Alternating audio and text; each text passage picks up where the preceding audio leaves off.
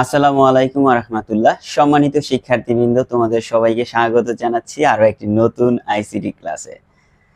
আজ আমরা এক্স নর গেট সম্পর্কে আলোচনা করব। এক্স নর গেট দেখতে কেমন, এটা সত্যক সারণী কেমন হবে, কিংবা এক্স নর গেটের যে মান আছে বুলিয়ান অ্যালজেব্রা থেকে, সেটা দিয়ে কিভাবে আমরা একটা লজিক্যাল গেট আঁকতে পারি সেটাও আমরা জেনে নিব। So let's get start. প্রথমত আমরা এক্স নর গেটের চিত্রটা আঁকবো। তো আমরা এক্স অর গেট আগে শিখে ফেলেছি আগের ক্লাসে, যারা আগের ক্লাস করেনি এখনই দেখে আসো। তো এক্স নর গেট দেখতে কি রকম? এক্স নর গেট আমরা এক্স অর গেটের মতো করেই আঁকবো। এই যে আঁকলাম, তারপর এখানে আবার আরেকটা দাগ দিলাম, এখানে দিলাম, এখানে দিলাম। এতটুকু হচ্ছে আমাদের এক্স অর গেটের মতো চিত্র। জাস্ট এখানে নরের জন্য এই শূন্যটা দিলেই এটা নর হয়ে গেল। আর এখানে থাকলো এ ইনপুট, এখানে থাকলো বি। এ এবং বি এটার কাজ হচ্ছে গুণ করা। এই যে এক্স অর গেটের মতো দেখতে, যেটা চাঁদা আকৃতির, এটার কাজ হচ্ছে যোগ করা। যোগ করা, এই দুটাকে যোগ করবে। আমরা এই যে এখানে দিচ্ছি এক্স সমান, এক্স সমান না দিয়ে আমি অন্য কিছু দিচ্ছি, ওয়াই সমান দিচ্ছি। ওয়াই সমান এই যে এ, আর এই যে অর, এই যে অর বি, আর এই যে নটটা, এই নটটার কারণে এটার উপরে বার হবে। তাহলে এটা পড়তে হবে কি, এ এক্স নর বি। এ এক্স নর বি, যেহেতু আমরা এটা নর গেট বানিয়েছি, এই যে এটা দিয়ে নর গেট বানিয়ে দিলাম। সুতরাং একটা ছিল এক্স অর গেট, মূলত এটা দিয়ে আমাদের এক্স নর গেট করে দিলাম। এখন এটার সত্যক সারণীটা কিরকম হবে? সত্যক সারণীটা আমরা এখানে চিত্রের মাধ্যমে দেখিয়ে দিচ্ছি বক্স করে। দেখো, আমরা এখানে লিখে নিচ্ছি এক্স নর গেটের সত্যক সারণী। এক্স নর গেটের সত্যক সারণী। ওকে, এই যে বক্স আঁকলাম, এখানে এটা আঁকলাম, বক্স দিলাম, বক্সে দুইটা খণ্ড করলাম, আর এখানে একটা রো নিলাম। এই রোতে লিখলাম ইনপুট, আর এই রোতে নিলাম আউটপুট। ওকে, এখানে আমরা আবারও একটা রো নিলাম। আমাদের যেহেতু ইনপুট দুইটা, এই যে এখানে এ আছে একটা ইনপুট, বি আছে আরেকটা ইনপুট। তো এই যে এ ইনপুট লিখলাম এখানে, আর এখানে লিখলাম বি। আর আউটপুটে হবে আমাদের এ এক্স নর বি। ওকে, এটা হবে। এখন যেহেতু ইনপুট দুইটা আছে, আমাদের গড় হবে নিচে চারটা। এই যে একটা, দুইটা, তিনটা, চারটা। তো এখন আমরা হাফ সিস্টেম অনুসরণ করব, যেটা আমরা আগের গেটগুলোতে করেছি। এখানে দুইটা শূন্য, দুইটা এক, এখানে শূন্য এক, শূন্য এক। তাহলে এখানে মানটা কি হবে? যোগ হবে নাকি গুণ হবে? যোগ বা গুণ কোনোটাই হবে না। আমরা এক্স অর গেটে যেভাবে একটি নোট মুখস্থ করেছি, এইখানেও আমাদের একটা নোট মুখস্থ করতে হবে। নোটটা হচ্ছে এক্স অর গেটের বিপরীত কথা। দেখো, এখানে নোট লিখে দিচ্ছি। আমরা লিখতেছি ইনপুটে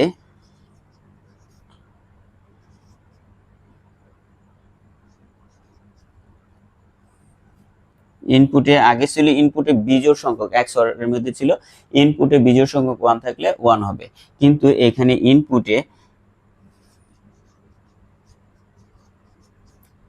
বিজোড় সংখ্যক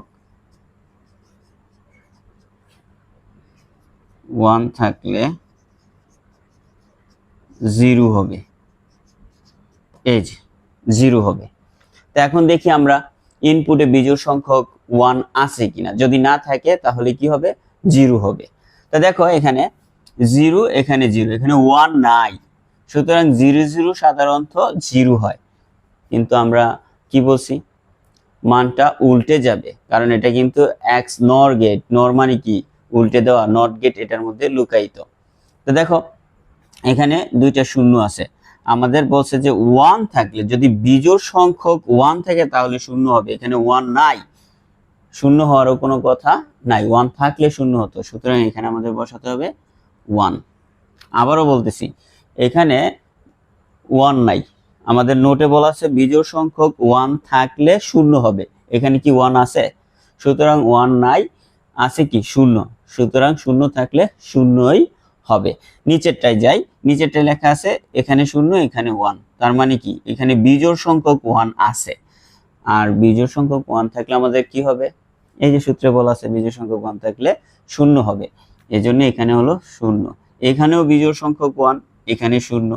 এখানে জোড় সংখ্যক 1, জোড় সংখ্যক 1, জোড় সংখ্যক 1 থাকলে আমাদের এই জায়গায় কি হবে, 1 হবে। আবারও বলতেছি, বিজোড় সংখ্যক 1 থাকলে 0, কিন্তু জোড় সংখ্যক 1 থাকলে 0 হবে না, 1 হবে। এই যে 1। এই কথাটাকে তোমরা অন্যভাবেও লিখতে পারো, যেমন ইনপুটে জোড় সংখ্যক 1 থাকলে 1 হবে, এভাবেও লিখতে পারো, ইট ডাজন্ট ম্যাটার। এখন আমরা এই যে y সমান ax নর b, এই লেখাটা এটার একটা মান আছে। মানটা কি, এই যে আমরা এখানে লিখতেছি y সমান ax নর b, এটার মানটা হচ্ছে এই যে a bar b bar plus ab। এটা হচ্ছে সমীকরণ। এই সমীকরণ থেকে তুমি কিভাবে লজিক গেট আঁকবা সেটা দেখিয়ে দিচ্ছি। এখানে মৌলিক অক্ষর আছে দুইটা, একটা a আর একটা b। a থেকে আমরা একটা তার নিচের দিকে নামালাম, b থেকে আমরা আরেকটা তার নিচের দিকে নামালাম। কিন্তু একটা বিষয় খেয়াল করো তো, সিঙ্গেল বার আছে কিনা। অবশ্যই সিঙ্গেল বার আছে, একটা a এর উপরে সিঙ্গেল বার, আরেকটা হচ্ছে b এর উপরে সিঙ্গেল বার। আর বার থাকলে আমরা নট গেটের মাধ্যমে সেটা নামিয়ে দিই। এই যে নট গেটের মাধ্যমে নামাই দিলাম, এখানে লিখলাম এ বার, এ বার। আর এখানেও বি এর উপরে সিঙ্গেল বার আছে, এখান থেকে নট গেটের মাধ্যমে বিটা নামিয়ে দিলাম, এখানে লিখলাম বি বার। প্রথমত খেয়াল করো, এ বার বি বার গুণ অবস্থায় আছে, আর গুণ করে অবশ্যই এন্ড গেটে। আমরা এই যে এ বার থেকে একটা দাগ টানলাম, বি বার থেকে আরেকটা দাগ টানলাম, আর এন্ড গেট এঁকে দিলাম, কারণ এই দুইটা গুণ আছে, এন্ড গেটে গুণ করে।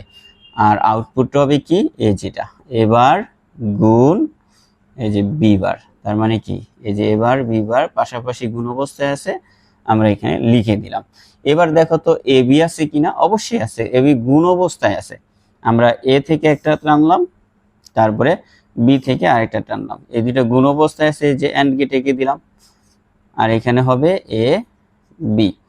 এবার ভালো করে লক্ষ্য করো, এটা আর এটা এই দুইটা কোন অবস্থায় আছে, যোগ অবস্থায় আছে, আর যোগ করে অর গেটে। সুতরাং অর গেটের চিত্র হচ্ছে এরকম, এই যে এরকম। আমরা এই ইনপুটটা এদিকে দিলাম, এই ইনপুটটা এদিক দিয়ে দিলাম, তার মানে এইটা যোগ হবে এটার সাথে। এই যে এবার বিবার লিখলাম, আমরা এখানে লিখে দিতে পারি y সমান এই যে এবার বিবার, আর এই যেটার কাজ যোগ করা, যোগ, আর এই যে এ বি, এ বি। এখন একটু খেয়াল করো তো, এটা কি এটার সাথে মিলছে না? অবশ্যই মিলছে। আর এই সমীকরণ থেকে আমরা এই লজিক্যাল গেটটা আঁকলাম, লজিক গেটটা আঁকলাম। আশা করি তোমরা বুঝতে পারছো, স্ক্রিনশট দিয়ে নাও, তোমাদের উপকারে আসবে। তোমরা দেখতেই পাচ্ছ, তোমাদের জন্য অনেক কষ্ট করে প্রত্যেকটা ভিডিও বানানো হচ্ছে, যাতে করে তোমরা এবার এইচএসসি পরীক্ষায় আইসিটিতে ভালো একটা রেজাল্ট করো। আমার জন্য দোয়া করবা, এই চ্যানেলটি সাবস্ক্রাইব করে নিবা, ভিডিওতে লাইক দিবা, অবশ্যই তোমার কাছের কোনো বন্ধুর সাথে আমার এই চ্যানেলের ভিডিওগুলো শেয়ার করে দিবা। ইনশাআল্লাহ দেখা হবে পরবর্তী কোনো পর্বে। সবাই ভালো থাকো, সুস্থ থাকো, আল্লাহ হাফেজ।